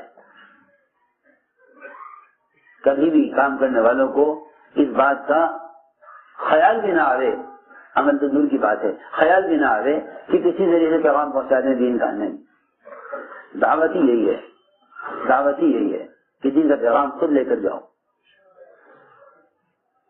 دعوت ہی یہی ہے, ورنہ یہ شیطان کا وسوسہ ہے کام کرنے والوں کے دلوں میں کہ پھرنا اصل نہیں، حالانکہ پھرنا ہی اصل ہے. پھرنا ہی، میری بات یاد رکھو، پھرنا ہی اصل ہے. یہ شیطان کا دھوکہ ہے کہ پھرنا اصل نہیں، حالانکہ پھرنا ہی اصل ہے. پھرنا ہی اصل ہے. ایسا فرمایا کرتے تھے رضی اللہ تعالیٰ عنہ، اگر اللہ کے راستے پھرنا نہ ہوتا تو میں دنیا میں رہنا پسند نہ کرتا. کون کہہ رہے ہیں؟ اگر اللہ کے راستے میں پھرنا نہ ہوتا دنیا میں رہنا پسند نہ کرتا. دور صحابہ میں اسلام کے پھیلنے کے صرف 2 ہی سبب ہیں. اسلام کے پھیلنے کے صرف 2 ہی سبب ہیں. ایک نقل حرکت اور دوسرے علماء کی صحبت. آپ دیکھ لو، اور کوئی تیسری وجہ ہمیں نہیں ملتی. سیرت کو چھان کے دیکھ لو، یا تو اہل علم کی صحبت یا اللہ کے راستے کی نقل حرکت. کہ علم یہاں سے لو اور نقل حرکت کے ذریعے امت تک پہنچاؤ. اصل بات یہ ہے. کیونکہ میں شروع کر رہا کہ نبوت کی لائن کی جو اذیتیں ہیں وہ آپ کے طریقۂ دعوت میں ہیں. نبوت کی لائن کی اذیتیں آپ کے طریقۂ دعوت میں ہیں. ورنہ بڑی تیزی کے ساتھ رواج غالب آ رہا ہے اور لوگ رواج کو اس لیے پسند کر رہے کہ اس میں سہولت ہے. مسلمان استعمال ہو رہا ہے دنیا کے لیے اور دنیا استعمال ہو رہی ہے دین کے لیے. میں آ رہی مسلمان استعمال ہو رہا ہے دنیا کے لیے اور دنیا استعمال ہو رہی ہے دین کے لیے. تو دین تو دین چلے گا. مسلمان براہ راست دین کے لیے استعمال ہوگا تو دین قائم ہوگا. مسلمان استعمال ہو رہا ہے دنیا کے لیے اور تھوڑی سی دنیا کما کر اس کا تھوڑا سا حصہ دین پر خرچ کر دیتا ہے. عجیب بات ہے. غربا، فقراء، مساکین، بیواؤں کے، یتیموں کے، مسکینوں کے کام آ جانے کو، یا کہیں مسجد تعمیر کرا دینے کو، یا کہیں یتیم خانہ بنا دینے کو، یا کہیں فری کا اسپتال تعمیر کرا دینے کو سمجھتا ہے کہ میں دین کی خدمت کر رہا. نہیں، یہ دین کی نصرت نہیں ہے. یہ دین کی نصرت نہیں ہے. یہ تو مسلمان کی نصرت ہے. یہ تو مسلمان کی نصرت ہے. مسلمان کی نصرت غیر مسلم بھی کر دے گا. یہ اسلام کی نصرت نہیں ہے، مسلمان کی نصرت ہے. اسلام کی نصرت یہ ہے کہ تم اللہ کے بندوں کو اللہ کے دین کی طرف لاؤ. یہ اسلام کی نصرت ہے. قرآن نے اس کو کہا ہے نصرت. اذا جاء نصر اللہ والفتح. نصرت اور فتح یہ نہیں ہے کہ تم ملک مال تمہارے ہاتھ میں آ جاوے تم ملک فتح کر لو، بلکہ نصرت اور فتح یہ ہے کہ اللہ کے بندے اللہ کے دین میں داخل ہوں. یہ قرآن یہ کہتا ہے. بس اس لیے یہ سب عزم کرو کہ انشاءاللہ ہمیں اپنے دین کو لے کر عالم بھر میں پھرنا ہے. مال اللہ نے دیا اس لیے تھا. میں نے غور کیا کہ صحابہ کا مال سب سے زیادہ کس چیز کا خرچ ہوا؟ تو سب سے زیادہ صحابہ کا مال اللہ کے راستے میں کی نفع حاصل پر خرچ ہوا ہے. اس سے بڑا اور صحابہ کا مال کا مصرف نظر نہیں آتا. سب سے کم مال جو خرچ ہوا ہے صحابہ کا وہ شادی پر خرچ ہوا.